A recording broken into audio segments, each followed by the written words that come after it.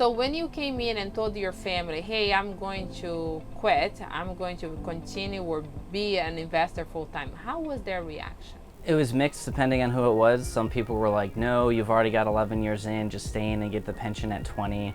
And then other people were like, yeah, that kind of makes sense. I can see you getting out and doing your own thing. So who are the people who told you stay in? Parents, it was a recommendation from the parents, you know, that stability.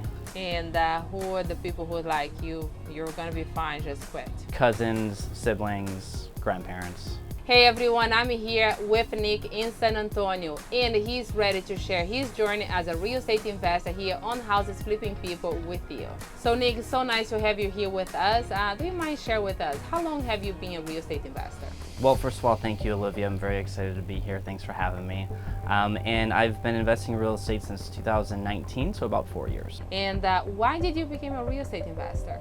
When I first discovered real estate, I was really attracted to the freedom that it could provide, right? Freedom of income and just lifestyle. So that's what attracted me to it. So Nick, let's go back in time in the beginning of your journey as a real estate investor. How did you find your first deal? Well, I found my first deal on the MLS. It was a property that was going to work really well for a business model that I wanted to put over it.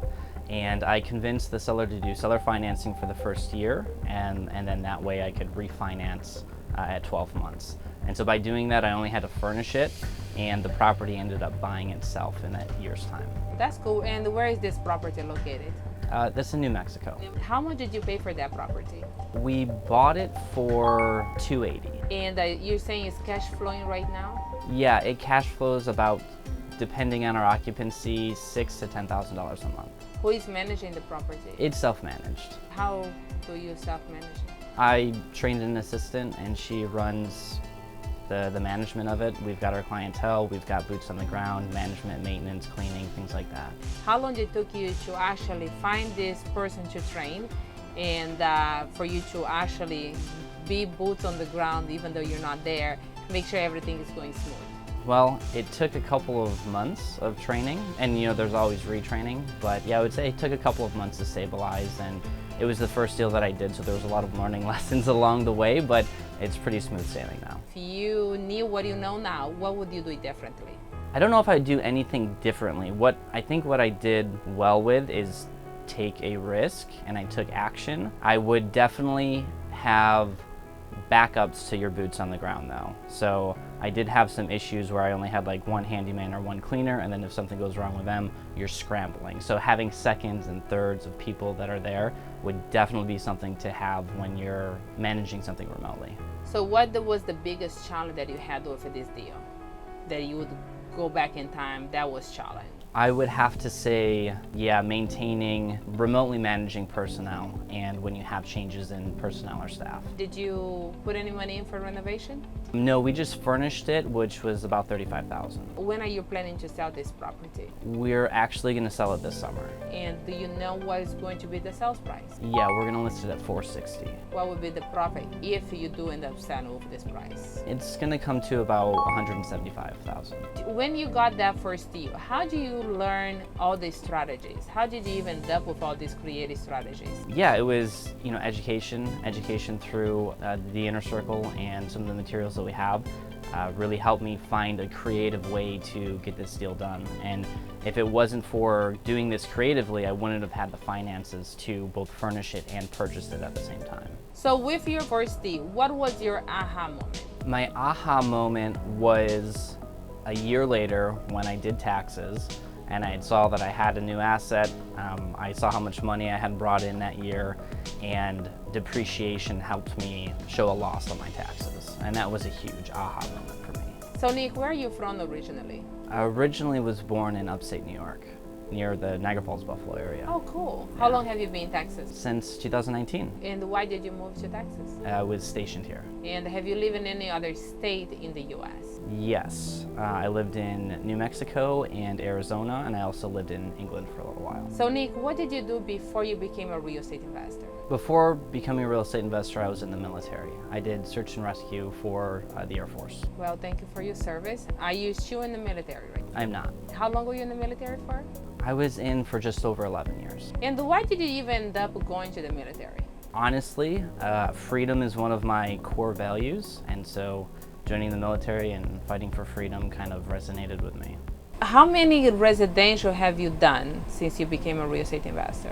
I'm like 14. So it took you how long before you transition or add on the commercial? I started doing commercial 2 years ago, so about 2 years. I closed on my first residential deal on December 30th of 2019, and then I closed on my first commercial deal December 30th of 2022. So it was 3 years apart between closings. How long does it usually take? Because people like, I want to go commercial, but they have no idea what the difference. Yeah. So for you, you started with residential. Why? Residential is accessible to everyone. You know, you're able to go in and buy a house and learn there. I think there's a lower barrier to entry than there is commercial. Okay. So I started there, but my intention was always to get to commercial. I like to say the residential is the monthly income to keep the bills getting paid, and the commercial is like, okay, let me analyze. It takes, took you what, 2 weeks to analyze that deal, as if it's a residential, even if it's a multi-million-dollar deal. How long did it took you to analyze a residential deal? A couple of hours. Couple hours. So how much did you pay for this deal? We had it under contract for $650, but I helped out with the negotiations, so we got it down to $525. And what is the renovation cost on this one? It's going to be about $80,000 for renovation costs. And when are you planning to put this property on the market? We're going to do a quick turn on this one. We're thinking 18 months to 2 years. Is it vacant right now? What is the condition right now? Yeah, so it is 100% economic vacancy. So there's no income in the property currently. Even though there's no income coming in, you still think it's a good idea and it will perform when you do put it back on the market. Right. Why are you so confident over that number? Because of the market analysis that we ran, there's a large demand for it. There actually are units that have boats in them currently, they're just not paying. I don't know why they weren't paying the previous owner, but they just are keeping their boats in there. So we've already got like 30 boats that are in there. It should be pretty easy to get the property to start performing, and then with some marketing, it'll fill up pretty quick. What are the challenges that you are facing with this property, right? Do you have any? I mean, it's a property that is a little bit older, right? The aesthetic of it isn't that great, so we're gonna have to spruce it up, we're gonna have to make it look good. And it's starting off, like I said, with zero income. And so that's a big challenge, especially for commercial, when you have overhead expenses, continuing expenses to pay. And are the person who did bring you this deal, he's partnering with you as well? Yeah, of course. And who else partnered with you? And why are those people a partner? The other two Inner Circle guys, they are my partners in commercial space. And so when this deal was brought to me, I brought it to them, and we take down the deals together. So one guy has a ton of experience, the other guy is extremely good at raising capital. I do a lot of the analysis and boots on the ground work, and then of course the guy that brought the deal, it's in his backyard, is his first commercial deal, and so having him be a part of it and learn is his steps into commercial as well. The reason I'm breaking down, because I have 4 partners, but why do you have 4 partners and what do they bring you to the table? Just for people to understand, why would I want to partner with someone instead of trying to do everything yourself and try to learn every single step that you just mentioned right now, because it does take a long time to learn everything. And I've done it both ways, right? My first deal was all on my own with no experience and going into debt for it, and now I know a much better way to do that, which is partnering with other people. When we come in, we're like, I want to have the money all for myself. Why do I want to partner? I'm good, I can figure it out. And then you're stuck there for a long time trying to figure out everything instead of doing 3, 4, 5 deals at the same time, and just do it where you're good at it and keep learning from everybody who already have the experience. Exactly. And then you can really hone in on what your strengths are, what are you good at, and what can you provide for other people. And how long did it took you to realize or to learn what do you have to give back as a partner? You know, I think that's always evolving, and I'm always learning what I can do better to give back and provide. But I'd say, yeah, probably a couple of years to kind of really figure out what am I good at in real estate, especially because it's so different from where I came from. None of my previous skills transferred over into the military. Well, I didn't think so. None of So what did you perform in the Air Force? In the Air Force, I did search and rescue for special operations. Okay, and when it comes to real estate, what are you good at? I'm good at analyzing the deal, finding the risk, And that's one area that did transfer over, but it took me a while to figure it out. Is I did a lot of risk assessment, risk mitigation in my job. It was high risk, and you have to figure out where those risks are at, mitigate them, and get to a level of acceptable risk, right? That skill set transfers very nicely over into real estate, especially the commercial. So it took you about 2 years to like, I can get some of my skills that I did learn through my entire career and transfer it on as an investor. Yeah. And how about in terms of negotiating with the sellers or the wholesaler, whoever you're working on? Do you feel like because you negotiated back then, do you think that helps you a little bit to become a closer today? I think it does, especially because negotiations can get stressful, right? And it's very easy for me to stay cool, calm, and collected. And people have even said that when negotiations get tough, they're like, "You just stayed very cool." And it's like, well, I used to be working like saving people's lives. This is just money. Like, it's not as big of a deal. I'm glad to hear that you are using some of your skills into how to perform, be a better in real estate invest. So that's pretty cool. It took some time to figure out, but I really believe that everyone, no matter where they're coming from, will find something that they did before, some skill set will transfer over into real estate in some way. I mean, there's just so much to real estate. There's no way that it can't. It's just a matter of time and really focus and analyze yourself. Yeah. And sometimes we sabotage ourselves. Big time, and sometimes takes 2 years, some people take 2 months, some people takes much longer than that. Some of us are just slower learners, you know. So, what do you think is going to be the sales price when you do put this property on the market in 18 months? Yeah, we think it's gonna go for about $800,000. Regardless of the economy, now it's kind of like shaky. Do you feel like your number will continue on regardless if it goes up or down? Yes, because this is a commercial asset, and so it's run off the pro forma and the cash flow that it can provide. So, and with it being Texas, and people have boats and RVs, they need a place to store them because of HOAs you can't. And like I said, I've never auctioned a boat because people typically pay their rent. If it's a couple $100s to keep their boat, they're not gonna default on it. So it's a pretty stable asset class, even in a recession. How would you say that real estate have transformed your life? Well, I would say completely. I mean, I used to have a job, right, a W-2, and I've always wanted to travel and really just do whatever I want when I want to, and I'm able to do that with real estate. So real estate has helped me live the life that I want to live. What is the life that you're living right now versus before? I get to choose where I go, when I go, and why I go to certain places. How often do you travel now? Quite a bit. Yeah, I travel to Florida to see my nieces about every other month. I'm going to be in Italy in the summer. Actually, when I closed on my first commercial deal, I was in Hawaii. And that was another kind of aha moment because that was by far the largest transaction I had ever done. I was in Oahu, catching a flight to go to Maui, had to go to a UPS store, sign closing documents, and send it off before my flight.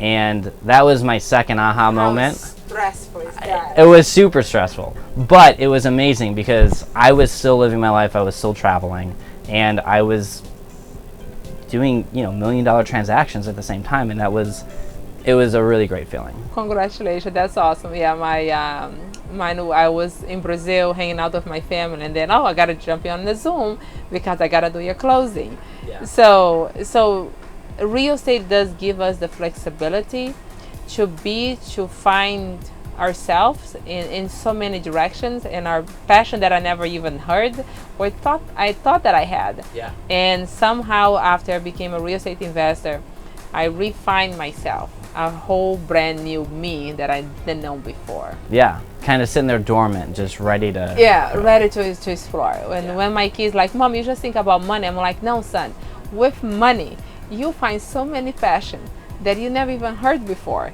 And when you have the time and the money, the freedom, you will explore the world. You will see the world in a complete different vision as when you're trying to figure out how you're going to end up by the end of the year. In real estate, I can say I am finally living the American dream. How about you?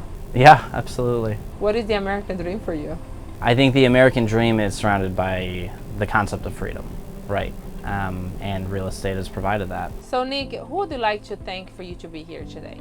I mean, there's tons of people that I'm grateful for. Phil and Shanoa for creating the inner circle, providing the opportunity, my family for supporting me, all of the partners that I've had over the years and all of the transactions, and especially those that have helped me break into the commercial space. How does it feel when you say, 14 residential and 3 commercials? It's good. I mean, I don't know. I'm my biggest critic, so I'm like, I probably could have worked harder and done more. But I've got a good work-life balance, and so I'm satisfied with it. How much money have you made between all those deals? So it's hard for me to put a number on that, but I am now self-employed. I have a 6-figure income. How does that feel? Do you see yourself growing? Do you feel like you are living the life that you work for, that you dream your entire life? Do you feel like you're in the right spot right now? Yeah, I'm just starting to live my best life, and things are working out.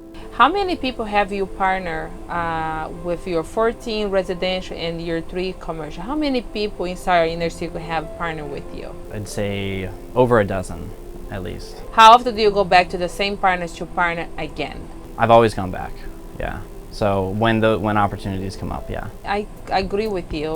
When you get to know each other, even though we have a really large network, but I work well with you. I know you can bring the funding. I know you can analyze a deal. I know you can renegotiate and close the deal. You can kind of like, hey, I don't need to go research and brainstorm again. I'm going to bring you back into the team. Right. And they go back and forth the same with us as well. So yeah, and there'll be some people that I don't partner with in the inner circle, but that's just because they're bringing the same strength that I am, right? Yeah. So we're not really able to provide each other value, but we can provide our value to other people who have other strengths. So it's all about complementing your strengths and building the team. What advice would you give for anyone out there that is thinking about becoming a real estate investor? Do it. Before you came to us, have you done any other workshop before? I had, yes. And why us? I could see the network behind it, I saw the experience, and I knew that I would be able to join this network and it was going to help me on my path. I agree with you. I think when we check all the box, regardless if it's commercial, residential, multifamily, everything that we need is right here. Yeah. So we don't need to go that far to go find something else. So I agree with you. Now that you have achieved all these goals, what's next on your agenda? Keep going. Yeah, just continuing to learn, grow, get better, do more deals, go on more vacations, see my nieces more. I'm just gonna keep going. Okay, so the strategy that you have done, you said 14 residential. Which kind of deal was them?